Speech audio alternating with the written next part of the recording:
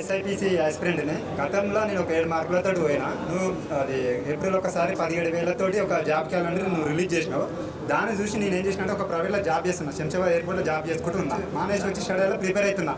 నువ్వేమన్నా ఏప్రిల్లో నోటిఫికేషన్ అన్నావు, ఆగస్టులో ప్రిలిమ్స్ అన్నావు, అలా డిసెంబర్లో మెయిన్స్ అన్నావు. అది ఎక్కడ పోయింది అసలు?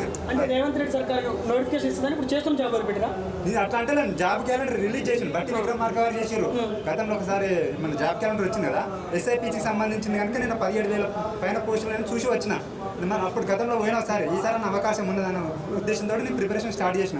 అది కాస్త నేను జరుపుకుంటూ 3 సంవత్సరాలు అవుతుంది కదా, జరుపుకుంటూ వచ్చి తీర దగ్గరకు వచ్చినాక 5,000 పోస్టులు అంటున్నావు. నువ్వు ముఖ్యమంత్రి అయిన నెల రోజులు 5,000 పోస్టులు ఉన్నాయి అంటే నేను వచ్చేటోనే కాదు కదా, ప్రిపరేషన్ అదే ప్రైవేట్లో జాబ్ చేసుకునేటోని కదా. నువ్వు తీర దగ్గరకు వచ్చి ఈ 5,000 పోస్టులు అంటే సరిపో, మాకు ఖచ్చితంగా 20,000 పోస్టులు వేయాలి. ఇంకోటి ఏజీ కానిస్టేబుల్కి 36 సంవత్సరాలు చేయాలి, ఎస్ఐకి 38 సంవత్సరాలు చేయాలి. మాకు న్యాయం చేయాలి.